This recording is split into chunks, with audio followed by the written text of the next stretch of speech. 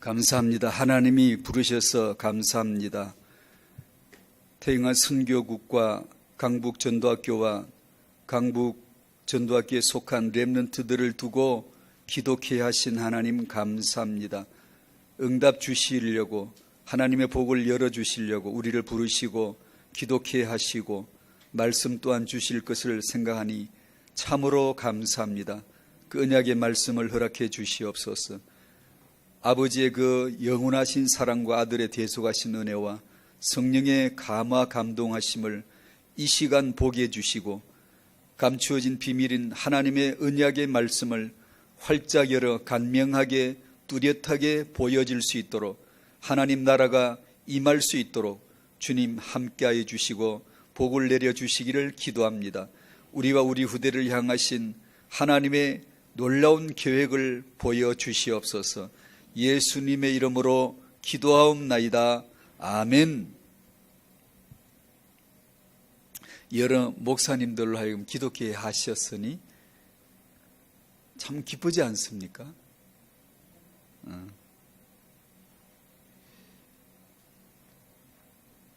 학원 복음화 제 13과 오직 사도행전 1장 8절인데 한번 익숙한 구절이지만 찾아보십시다.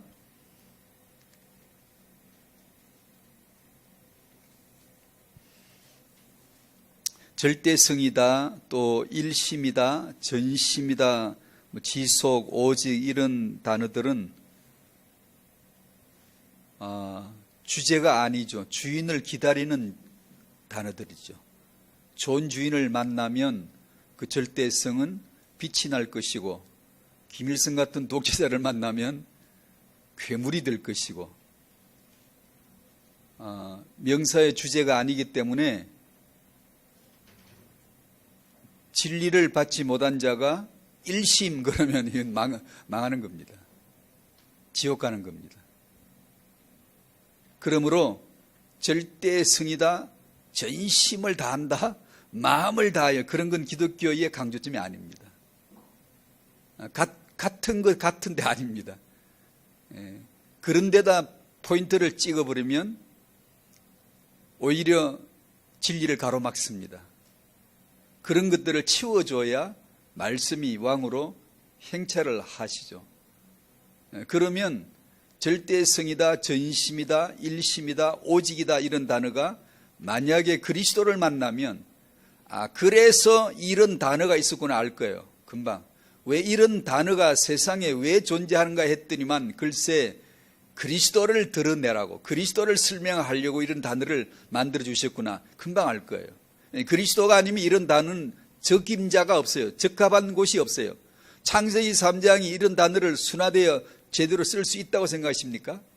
인본주의자 덩어리인 내가 절대성, 전심, 마음을 같이 하여 오직 이런 걸 제대로 사용할 수 있으리라고 생각하십니까? 아니요. 그러지 못해요. 우리는 영혼이 빗나가 있기 때문에 바르게 보지도 못하고 보여지지도 않아요. 이런 단어 자체가 해석이 안 돼요. 다행히 그리스도를 만나면 그리스도 안에서 이런 단어들이 제대로 주인을 만났기 때문에 빛이 나는 거예요. 아주 영광이 되네. 영광이란 말은 숨겨진 보이지 않는 하나님의 본질과 가치가 확 펼쳐져서 보여질 수 있도록 되는 걸 영광이라고 하는데 이런 단어가 그리스도를 만나면 그런 단어가 돼요. 그리스도는 오직이시다. 그리스도는 일심으로 전심으로 절대성을 가지신 분으로 계시가 되어지죠. 사도행전 1장 8절에 오직이란 단어를 쓰셨는데 오직 성령이 임하시면 왜 오직이라고 하시겠습니까? 여기 오직은 우리가 말하는 오직이란 단어하고는 좀 다릅니다. 우리가 막 마음 옹골차게 탁 먹고 오직 하는 그런 오직이 아니라 원래 단어의 뜻은 반대 것, 다른 것이란 뜻입니다. 무슨 반대를 말할까요? 무슨 다른 것을 표현할까요? 7절에 나오죠. 7절부터 8절 이어서 읽어보시죠. 시작. 그들이 모였을 때에 예수께 여쭈어 이르되 주께서 이스라엘 나라를 회복하심이 때니까 하니 이러시되 내가 6절부터 읽었네. 7절 이러시되 때와 시기는 아버지께서 자기의 권한에 두셨으니 너희가 알 바 아니요 오직 성령이 너에게 임하시면 너희가 권능을 받고 예루살렘과 온 유대와 사마리아와 땅 끝까지 이르러 내 증인이 되리라 하시니라. 아멘. 부활하신 예수님의 설교의 주제는 하나님 나라였잖아요. 하나님 나라의 일을 말씀하시잖아요. 그러니까 들은 사람들의 관심, 우리들의 관심은 그럼 그게 언제지? 그때가 언제입니까? 우리 관심은 거기에 가잖아요. 그게 아니라 다른 것. 니들 관심 그거 때가 아니라 반대 것. 그게 뭐죠? 성령, 하나님의 나라. 예수님이 말씀하시는 하나님의 나라의 주제는 성령이시다. 너희들은 때를 알고 싶지, 시기를 알고 싶잖아. 그게 아니라 이거다라는 뜻에서의 단어인데 우리말에 오직이라고 되어 있지만 그러나 표준에 보면 성경에 그러나로 번역되어 있는데 그게 오히려 더 합당하죠. 그게 아니야 이거야. 니들 관심을 그런 데다 쏟으면 안 돼. 이리 쏟아야 돼. 성령. 그게 하나님의 나라가 있어. 하나님의 나라는 뭔 줄 알아? 하나님의 성령이 너희들에게 임하는 거야. 임할 때 되는 거야 라는 뜻으로 말씀하신 것이죠.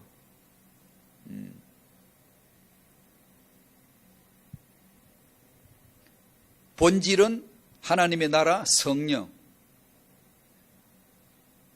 이시다라는 것을 보여주시죠. 성령이 사람에게 임하신다라는, 성령이 너희에게 임하시면 당신에게 임하셨습니까? 성령이 사람에게 임하시면 권능을 받고 성령은 우리 안에서 예수의 증인이 되어 주시죠. 그래서 예수를 압니다. 내가. 왜냐? 성령이 내 안에서 예수 증인이 되어 주시니까.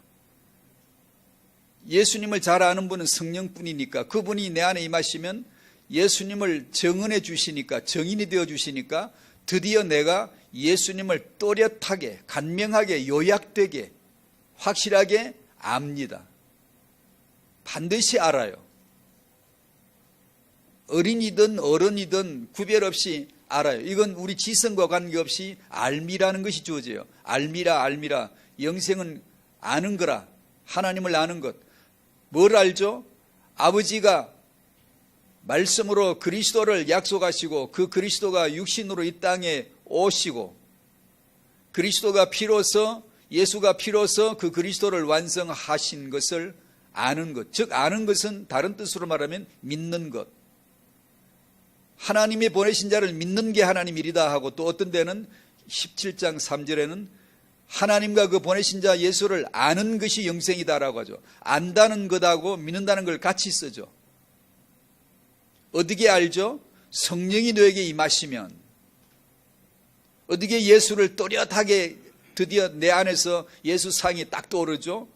성령이 임하시면. 성령이 예수 증인이 되어 주시니까 예수님을 알아요. 그러니까 성령이 사람에게 임하시면 이것이, 성령이 임한 자는 이보다 더 충격이 없어요. 하나님의 성령이 드디어 사람에게 임하시는 날 잡은 날 오순절. 여러분 생에 언제가 가장 기억되는 날입니까? 어떤 기념일입니까? 어떤 날이 가장 놀라운 날입니까? 성령으로 말미암아 내 안에서 예수 증인이 되어 주심으로 예수를 안 날, 예수님이 내 안에 나타나신 날, 나도 예수님 알겠어. 성령이 사람에게 임하시면 그날,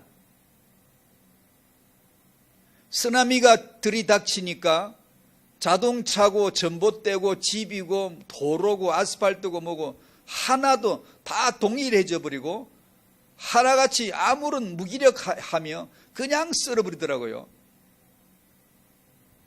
저는 일본에서 일어난 그 해일을 볼 때 어마어마하게 그 누구도 거기서는 존재가 없어져 버리더라고요. 성령이 사람에게 임하시면 그 쓰나미만 못하겠습니까? 무섭겠죠.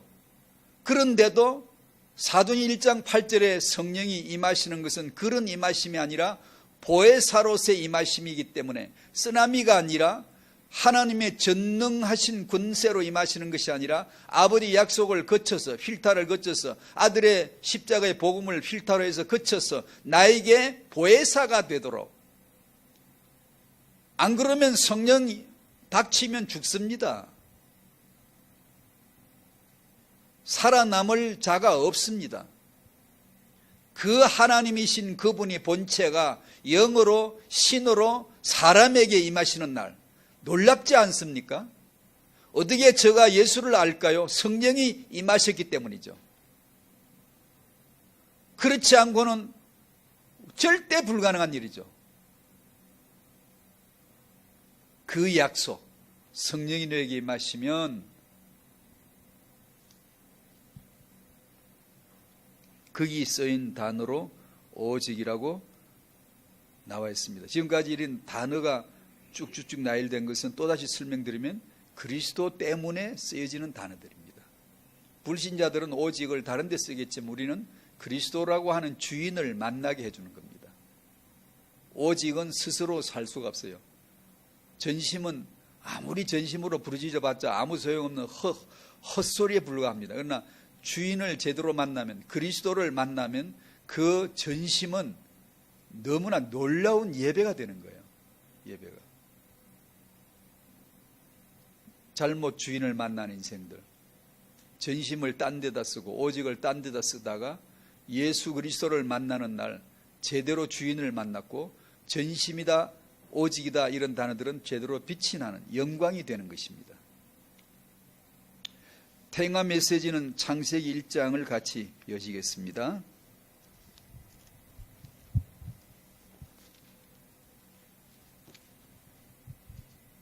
같이 창조하면 그 옆에 나란히 비교적으로 세워둘 단어가 가치부가죠.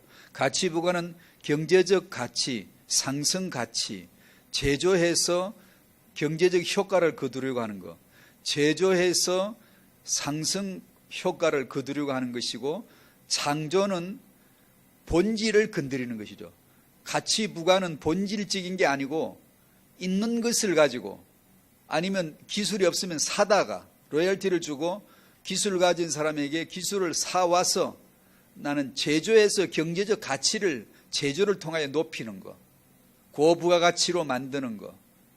저 사람도 그 기술이 있고 나도 기술이 있는데 그걸 가지고 제조를 잘해서 부가가치를 높이는 걸 부가가치라고 하겠고, 가치 창조란 말은 그와는 다른 본질적인 것을 다루는 것이고, 저 사람이 아예 없는 기술을 획득하는 것이고, 비밀스럽게 연구소를 차리고 끊임없이 장기적인 안목을 가지고 또 다른 차원의 기술을 개발해내는, 경제적으로 얘기한다면 그런 것을 가치 창조라고 할 수가 있겠죠. 타행하는 가치 창조다. 불신자도 태행하 있고 불교도 있고 기독교도 있는데, 세상에서 교육은 가치 부가에 불과하겠지만 창조자 하나님을 알면, 그리스도라고 하는 주인을 제대로 만나면, 타행하는 주인이 아니에요. 학원복음화 메시지대로 설명하면 타행하다 이런 것은 주제가 아닙니다. 주인을 기다리는 하나의 과정일 뿐이죠. 프로세스일 뿐이죠. 주인을 제대로 만나면 타행하는 가치 부가 정도가 아니라 가치 창조가 될 수 있는, 그 한 아이 속에 한 시대가 복음으로 달려버리는, 복음 운동에 한 시대 명운이 걸린 하나님의 사람, 복음의 사람이 거기서 나올 수 있다라고 하는 점에서 가치 창조다라고 표현을 해보는 겁니다. 그러므로 세상적인 그런 커리큘럼에서 경쟁할 것이 아니라 반드시 남이 전혀 알 수 없는 본질적인 것, 복음, 말씀, 언약, 전도, 세계복음화라고 하는 것에서 우리가 눈이 열려야 타행하 가치 창조가 거기서 나오지, 단지 육아를 잘하자, 단지 훌륭한 인물을 만들자, 그런 것은 아니다라는 것을 깔고 있는 거죠. 자, 창세기 1장 1절을 한번 보실까요? 1장 1절 시작. 태초에 하나님이 천지를 창조하시니라. 아멘. 천지를 하나님이 창조하셨답니다. 놀라운 거죠. 놀라운 겁니다. 어느 누구도 이 지식이 없어요. 어느 종교도 이 지식이 없어요. 다른 소스를 가지고 다른 생각을 하고 있지. 자연이란 단어를 가지고 있지. 자연, 스스로 자자. 자연은, 이 만물은 스스로 자자, 스스로 생성하고 소멸하는 자기 원리를 스스로 가지고 있다라고 믿는 게 자연이란 단어입니다. 자연이 아니라 하나님이란 인격자가 만드셨다라고 하는 이 선언은 놀라운 겁니다. 이걸 당신이 안다면 이건 정말 유일한 하나님의 지식을 얻은 거예요. 두 번째는 인간을 창조하신 1장 27절 28절 시작. 하나님이 자기 형상 곧 하나님의 형상대로 사람을 창조하시되 남자와 여자를 창조하시고 하나님이 그들에게 복을 주시며 하나님이 그들에게 이르시되 생육하고 번성하여 땅에 충만하라. 땅을 정복하라. 바다의 물고기와 하늘의 새와 땅이 움직이는 모든 생물을 다스리라 하시니라. 여기서는 하나님이 인간을 창조하시는데 남자와 여자로 창조하셨다라는, 아까는 천지를, 만물을, 지금은 인간을. 2장 1절 읽으실까요? 2장 1절 시작. 천지와 만물이 다 이루어지니라. 2장 7절 시작. 여호와 하나님이 땅의 흙으로 사람을 지으시고 생기를 그 코에 불어넣으시니 사람이 생명이 된지라. 두 가지로 이걸, 하나는 만물을 하나님이 창조하셨다. 그건 자연이 아니다. 우주 만물은 생성과 소멸의 원리를 스스로 갖고 있는 게 아니라 창조자가 지으신 것이다.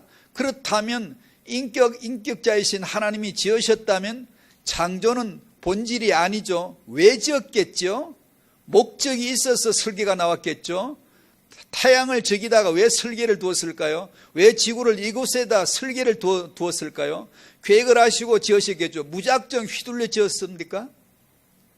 의도하신 계획과 목적이 있어 창세기를 여셨겠죠. 뭐죠? 목적, 하나님의 비밀, 하나님의 언약, 하나님의 밀약, 하나님의 계획은 하나, 그리스도입니다. 그리스도 때문에 이 물건들을 창조하신 것이죠. 만약에 이 공기를 호흡하고 이 지구 위에 살면서 그리스도를 모르면, 그리스도 없이 이 만물을 내가 사용하면 그건 인생은 가치, 부가가치 정도밖에 안 되겠죠. 저 사람도 이 공기 마시고 나도 이 공기 마시고 사는데 서로 경쟁하는 희재기식밖에, 우열이 거기서 조금 나올 수밖에 없는 그 정도밖에 안 되겠지만, 이 만물이 그리스도로 말미암아 주어진 거야. 내가 예수는 그리스도를 위하여서 그 신앙을 고백해 하시고 그분만이 절대야, 오직이시여 라는 것을 위하여서 이 만물을 지으셨으라고, 이 만물을 그리스도와 연결 짓는 순간 같이 창조가 되죠. 나는 밥 먹을 때 그리스도를 위하여, 그리스도 때문에 먹어. 이 불신자는 이 만물을 사용할 때 그리스도가 없는 거야. 자기 이유, 자기 목적으로 먹는 거야. 그것을 성경은 저주라고 하는 것이며, 이 모든 것이 그리스도와 관련이 있어 연결되어지는 것을 복이라고 하는 겁니다. 기준이 내가 아니죠. 내가 잘 되면 복, 내가 안 되면 복 아닌 거. 이게 아니죠.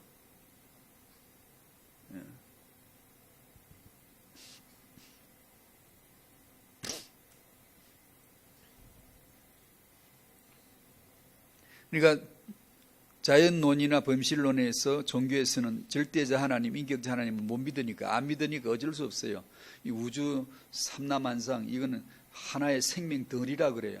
생명이라 그러고 브라만이라 그러죠. 그 생명에게서 거기서 생성되어 생산도 되어져 나오고 변화되어져 가고 소멸되는 것 같지만 소멸이 아니라 또 다른 것으로 모양으로 바뀌어져 가고, 죽음은 없어요. 그냥 바뀌는 것뿐이에요. 사람으로 왔다, 풀로 왔다, 버러지로 왔다가 나무로 갔다가. 그러니까 이 생명 안에서 생성되어 났다가 그 안으로 다시 들어갔다가 나오고 이 변화되어지는 것, 이것이 자연론입니다. 자연론. 성경은 그게 아니죠. 명확하게 처음 딱 첫 페이지에서 때리죠.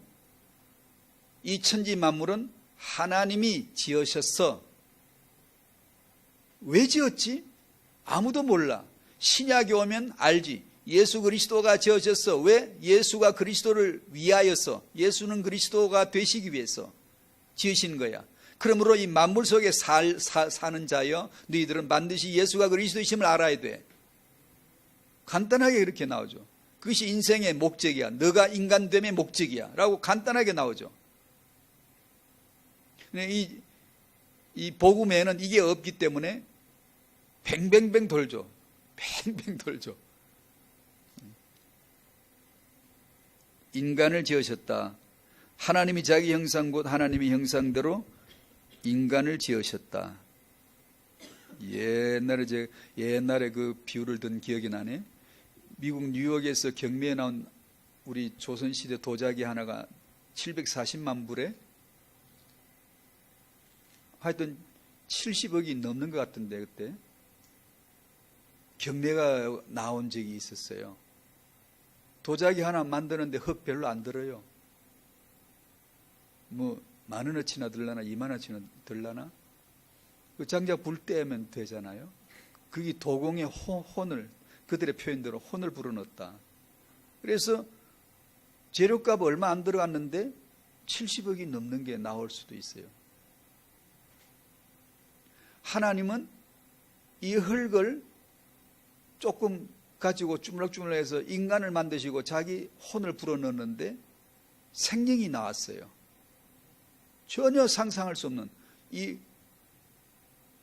흙으로 도자기를 만드는 것, 그것도 엄청난 차이지만, 변하지만 그래도 도자기 성분이 흙이잖아요. 근데 인간은 생명으로서의 존재가 나오는 거예요.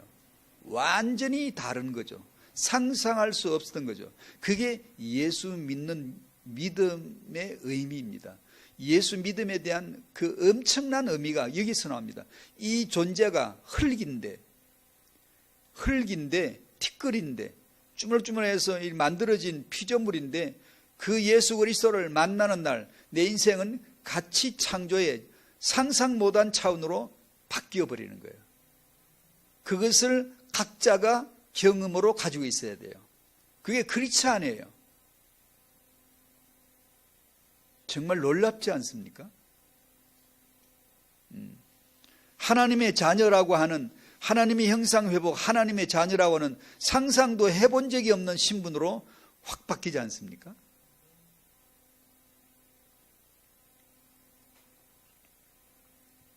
이번 하나님이 인간에게 주어진 최고의 가치 창조는 당연히 첫 번째는 형상이고 두 번째는 후대 회복인데, 태영아 시간에 할 수 있는 두 번째를 붙인 거고, 꼭 두 번째만이다라고는 할 수는 없지만 태영아 시간이니까, 창조주 하나님에 의해서 나에게 주어져 있는 가치, 세상에는 하나님이 없으니까 우리 한국 헌법에도 모든 국민의 가치는, 인간의 가치는 뭐라고 되어 있겠고요? 우리 한국 헌법에요. 헌법에도 있어요. 인간의 가치가요. 인간의 가치는 인간의 존엄성과 인간의 가치를 유지하는 것, 그리고 행복을 추구할 권리가 있는 것. 모든 국민은 바로 인간 존엄과 가치를 유지할 권리가 있고 행복을 추구할 권리가 있다, 이렇게 헌법이 선언해요. 그리고 헌법에서 인간의 목적이 뭐냐, 이것도 나와요. 인간의 목적이 뭐라고 나오죠? 바로 인간의 존엄과 가치로서 인간답게 사는 것, 이렇게 나와요. 창세기에서 말씀하신 인간은 하나님이란 분이 만들어주신 인간인데, 그 창조를 모르는 인간들이 그 창조가 뭔지 인간이 뭔지 본질을 전혀 모른 채 인간의 목적, 인간됨의 가치를 논하는 것이죠. 이거는 뜻도 모르고 내용도 모르고 그냥 뜯는 거예요. 더 문제가 있어요. 기독교 신학이나 기독교 메시지 가운데요, 오직 예수만이 그리스도란 이 복음에 결론 나지 않으면요, 기독교 인본주의자 엄청 많아요. 아예 신학이 있고요, 인본주의 쪽에 신학이 있고요.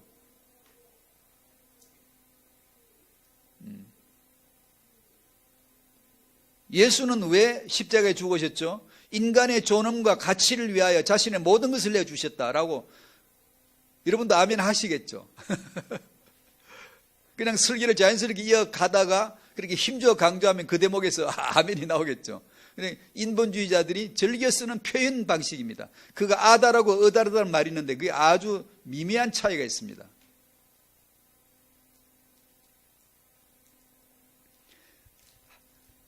제가 인간 됨으로써 제게 주어진 가치는 인간의 존엄이나 제 가치가 아니고 형상입니다. 하나님의 형상입니다.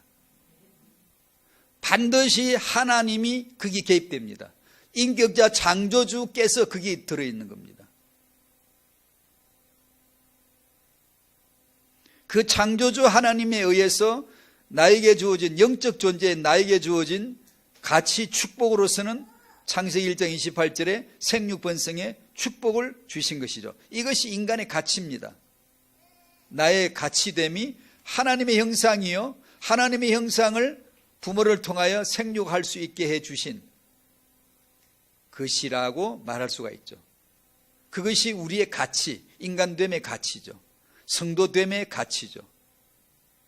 타행하나 결혼이나 생육번성을 단지 한 사회적 구조 속의 하나로 보는 게 아니라 이렇게 절대적인 가치 창조로 보자는 뜻이죠. 이게 지금 하나님에 의해서 주어진 축복이라는 거죠. 이거.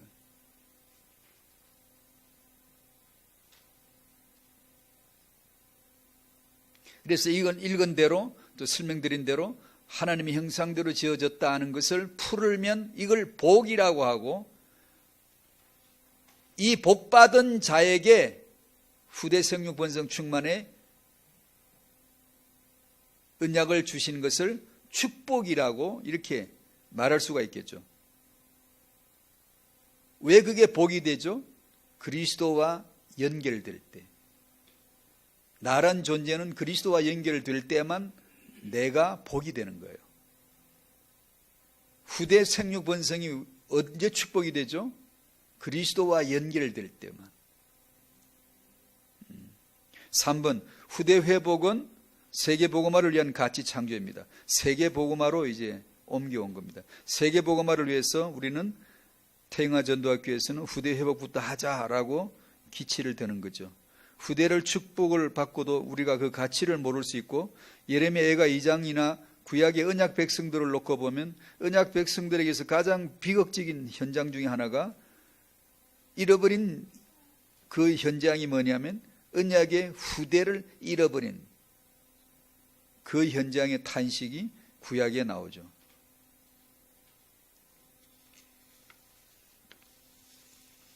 결론으로 바로 넘어갈게요. 진정한 가치 창조. 그래서 구원의 은혜와 후대 회복 두 가지로 마지막 결론을 짓고 싶네요. 다 아시듯이 구원의 은혜 안에서만 밝혀지죠. 인간의 가치 창조는 인간은 죄인이다에서 출발이 되죠. 그래서 여러분도 그러셨을 겁니다. 여러분이 은혜를 받았다라고 하면 반드시 그쳐왔을 거예요. 난 죄인이구나. 좀 더 은혜를 제대로 받으셨으면 내 세포 하나하나가, 세포 핵까지 완벽하게 죄구나. 나는 완벽하게 죄인이구나. 죄덩어리구나. 무시무시한 무서울 정도의, 절대로 빠져나갈 수가 없는, 반드시 죽어야 될, 나는 사형선고를 받고 지옥에 1000번 만번도 반드시 가야 될 죄인밖에 되는 게 없구나라는 게 보여져야 되거든요. 그게 은혜입니다. 은혜. 은혜는 우리의 가능성을 싹을 완전히 없애버리거든요. 율법은 무서운 것 같지만 유치원 아이들에게, 겨우 어린 아이들에게 든 매 정도밖에 안 되지만, 신약의 은혜는, 복음의 은혜는요, 나를 죄인으로 완전히 벗겨버리는, 완벽하게 죄인으로 만들어버리는 하나님의 잔치입니다. 은혜를 받았다는 말은 여기서 출발됩니다. 나는 죄인이구나. 어제 월요일 날 저녁에 제가 나가기 전에 기독교 채널을, TV를 틀어봤더니 그 울산대학교 이정훈 교수라고 법철학을 전공하신 교수, 그분이 나오셨더라고요. 감동적이에요. 완전히 불교 신자이고 불교 학도 했고 군대 시절에는 법사로, 기독교는 군목이 있듯이 불교는 법사를 파송하거든요. 그 군에서 법사를 했고 그런 사람인데 한국 법과 제도를 통하여 기독교를 완벽하게 무너뜨릴 구상을 밤낮으로 하는 사람이었어요. 종자연 아시죠? 한국의 종자연, 종교자유연구회라고 있어요. 거기서 하는 일이 기독교는 없어져야 될 단체로 규정하고 어떻게 하든지 합법적인 법을 만들어, 제도를 만들어서 기독교를 이 땅에 발붙이지 못하게 어떻게 할까, 이걸 주야로 연구하고 기독교를 가장 극렬하게 안티하는 단체가 종자연이거든요. 아시나 모르겠네요. 그게 핵심 멤버였고요. 만약에 교회에서 목사님이 다른 타 종교를 언급하거나 함부로 올려서 비난하거나 폄하를 하면 즉시 체포될 수밖에 없도록 하는 법을, 기한을 이 사람이 만들었더라고요. 그걸요. 그리고 지저스 러브 유 같은 그런 걸 고속도로 올라오다 보면 큰 간판에는 그런 거 내걸지 못하도록 하는 법을 이 사람이 통과시켰고 간판을 철거시켰더라고요. 지금은 또 나 붙었다 그러는데, 그런 사람 정도라면 알겠죠. 얼마나 안티인지. 기독교를 욕을 하고 욕을 늘 하고 늘 반대하는데 반대하기 위해서 늘 성경을 봤다는 거예요. 특히 로마서 같은 법 전공한 사람이라 로마서를 보면 법정이 펼쳐지기 때문에 죄, 벌, 심판, 의 이런 게 나오기 때문에 관심이 아주 많아서 로마서는 훤히 읽었더라. 많이 읽었고, 또 구약의 법이 나오는데 법 전공한 사람에게서 성경은 고전, 성경에서 법이 나왔거든요. 세상 법도요. 모체가 성경이거든요. 그러니까 성경을 볼 수밖에 없었고, 기독교를 욕을 하려니까 알아야 욕을 하죠. 그래서 기독교 방송을 심심하면 늘 틀어봤다는 거예요. 늘 휴식 시간에 늘 기독교 채널을 틀어놓고 봤다. 그러면서 욕하고, 그러면서 저 바보 같은 것들, 거지 같은 것들, 말도 안 되는 소리 떠들고 있다고 늘 이렇게 욕하는 재미로 살던 사람. 어느 날 하루는 이제 좀 더 센 합법적인 제도와 법을 만들어서 기독교를 뿌리채 흔들 게 없을까 연구하려고 암자에 보따리 싸가 들어가는데 그날부터 공부가 안 되는 거예요. 머리가 안 돌아가는 거예요. 이제 눌리기 시작하는 거예요.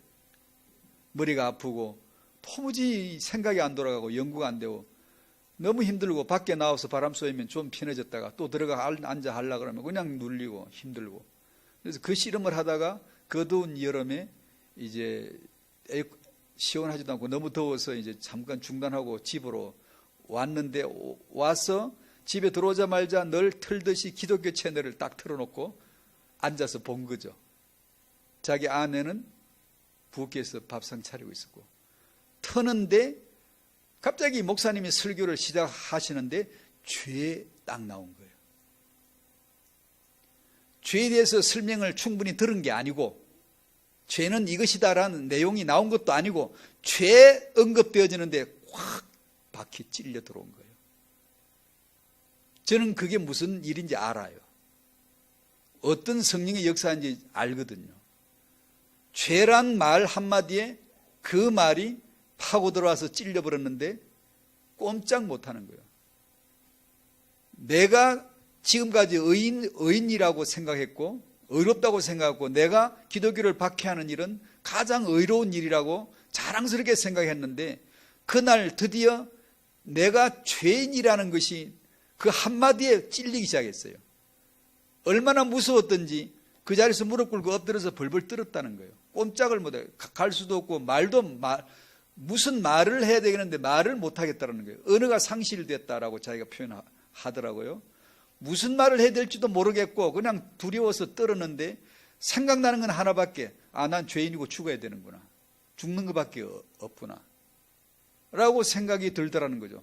그래서 땀을 뻘뻘 흘리고 벌벌 떨다가 겨우 일어나가지고 말은 못하겠고, 자기 아내는 지금 남편에게 무슨 일이 났는지 도무지 이해할 수는 없고, 밖으로 나가서 골목을 나가서 명륜동의 그 좁은 골목, 자기가 붙인 이름이 거지 골목. 좁고 지저분하고 그래서 거지 골목 같은, 거지 같은 골목. 그렇게 이름 붙인 그 추한 골목에 나갔는데 웬일이죠? 문을 열고 나가는 순간 세상이 달라져 있다는 거예요. 너무나 포근하고 따뜻하고 그 골목길이 너무나 행복해 보이고 그 풀 한 포기가 너무나 찬란하고 빛이 나고 그냥 아이들이 그렇게 이쁘게 보이고 세상이 완전히 달라졌다는 거예요. 난 그게 뭔지 알거든요. 왜 그런지 알 수 있거든요. 이 사람 드디어 변하기 시작하는 거예요. 여기서 이야기를 줄이고요. 그냥 그 사람이 처음으로 만난 말씀이 죄요. 그리고 하나님에 대해서 충분히 설명드렸지 못했지만 성령이 그 사람에게 오셔서 감화를 주시고 아까 찬송 부르던 성령의 감화 받아서 하나님 말씀 보니 그 읽었잖아요. 찬송했잖아요. 그 성령으로 말미암아 생명 역사가 일어나기 시작하고 드디어 예수가 그리스도이심을 알기 시작하고 하나님을 알아가는 단계가 온 거예요. 그러면서 마지막으로 인터뷰 끝내면서 기도 제목이 있으면 말해 주십시오.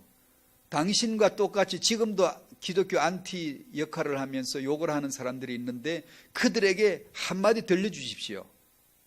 라고 하니까 이 사람이 무슨 말을 했는가 하니 그 말을 안 하고 기독교 얘기를 해요. 기독교 간판을 걸었지만 오직 예수가 아닌 각색된 예수, 인본주의로 풀어서 자기 식대로 말하는 예수, 이것은 우리 기독교의 가장 큰 문제로 제 눈에 보입니다. 이 사람 평신도예요. 이 사람 눈에 그게 보인 거예요. 왜냐, 이 사람은 오직 예수만이 그리스도라는 걸 드디어 이제 알았거든요. 오직 예수만이 그리스도, 내 평생 영원히 사랑할 분, 오직 예수만이 하나님이십니다. 이제 고백이 되어졌거든요. 그러니까 그 예수 그리스도를 그냥 말씀대로 그냥 그대로 자체로 선포해야지 그걸 이 시대 분위기에 맞춰서 인본주의 문화에 비슷하게 맞춰서 그렇게 각색하거나 설명할 필요가 없다고 이 사람이 그 얘기를 하더라고요. 이 사람 눈에 그게 보였구나.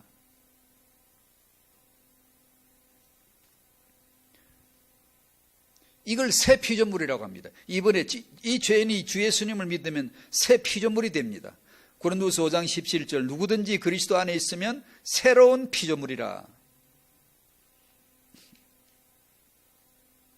새로운 피조물이란 말은 이 뜻을 간단히 설명해 줄까요? 최초의 피조물이란 뜻입니다. 참 피조물, 참 창조물, 참 창세기. 창세기의 인간 창조는 참 창조가 아니란 뜻입니다. 예수 그리스도 안에서 드디어 첫 창조가 나오고 참 창세기가 나왔다는 뜻이에요. 그리스도 안에서 구원받을 때 드디어 참 인간, 첫 인간이 되는 거예요. 요한복음 3장은 사람이 거듭나지 아니하면 하나님 나라를 볼 수 없느니라. 하나님 나라 못 보면 어때요? 롯데월드 보면 되죠. 영화 보면 되죠. 내 집 식구들 보면 되잖아. 하나님 나라 못 본다고 아쉬운 거 있나요? 지금 사람들이 아쉽나요? 못 보면 못 보는 거죠 뭐. 이 세상에 좋은 거 많이 보면 되잖아요. 근데 왜 하나님 나라를 못 본다고요? 하나님 나라를 못 가면은 안 되겠구나를 절박하게 만들어주시는 분이 성령입니다. 주일날 교회 안 가면 어때요? 뭐 먹고 삽니까? 지장 있습니까? 아무것도 없습니다. 괜찮아요. 근데 성도들은 꾸역꾸역 주일날 되면 교회당으로 예배로 모입니다. 왜요? 예배에 안 가면 안 되게 되어 있습니다. 그게 성령의 역사예요. 그 얼마나 다행입니까? 아무 지장 없는데 지장 되게, 아무 부담 없는데 부담이 엄청 되게 만들어주세요. 죄 좀 지으면 어때요? 사람 다 그리 사는 거잖아요. 그런데 성령이 눌러버리면요, 못 살아요. 이거 가지고는 사는 게 아니구나. 이게 압박을 받아 못 살아요. 그걸 복받았다라고 하는 거예요. 새 삶의 가치가 창조되어지고 놀라운 삶이 펼쳐집니다. 아까 그 사람대로 세상이 달라져요. 세상이 너무 하나님의 품 안에요. 바람결이 하나님의 숨소리 같아요. 너무 좋아요. 그러니까 너무 좋으니까 너무 아픈 거예요. 또 죽음과 생명은 같이 가잖아요. 항상요. 내가 생명을 언제 느끼죠? 나는 죽었다는 것을 알 때, 하나님의 이 품 안이라는 걸 세상을 느낄 때 어떻죠? 너무 마음이 아프죠. 왜냐하면 이걸 내가 모르고 살았다는 것과 지금도 모르고 사는 사람이 너무 많다는 사실이 한시도 마음이 편하지가 않죠. 그걸 행복이라고 하는 겁니다. 그걸 행복하다라고 하는 거예요.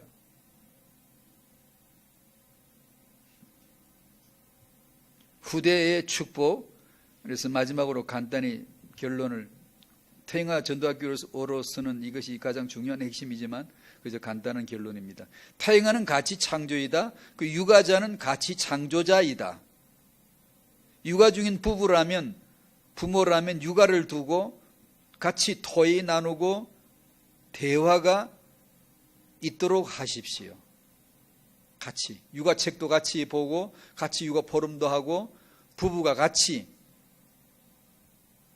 그냥 육아를 덤으로 생각하지 마시고 이것이 진정한 가치 창조로 생각하고 우리가 부부됨이 부모됨의 진정한 가치 창조자 역할이라는 것을 알고 이것을 두고 그냥 단지 내 인생의 하나의 부가된 게 아니라 가치 창조다 생각하시고 대화를 나누고 공부를 같이 하고 그것 때문에 내가 정신 차리고 그것 때문에 내가 그리스도를 더 알아가는, 그리고 우리가, 저도 아무것도 하는 게 없으면서도 늘 마음이 부담은, 교회는 육아하는 사람들, 부부나 부모된 자들을 보는 새로운 관점이 필요하고 그들을 소중히 다르게 봐야 되며 그들을 교육시키고 훈련시킬 어떤 것들이 참 많이 필요할 것인데 라는 생각이 늘 드는데, 교회만큼은 이 육아를 단지 부가가치 정도로 보지 말고 가치 창조로 여겨야 되고 세계복음화를 위한 아주 중요한 창조로 생각해야 되고, 이걸 두고 좀 더 다른 관점으로 볼 수는 없을까? 교육시킬 수는 없을까? 라는 생각이 늘 들더라고요.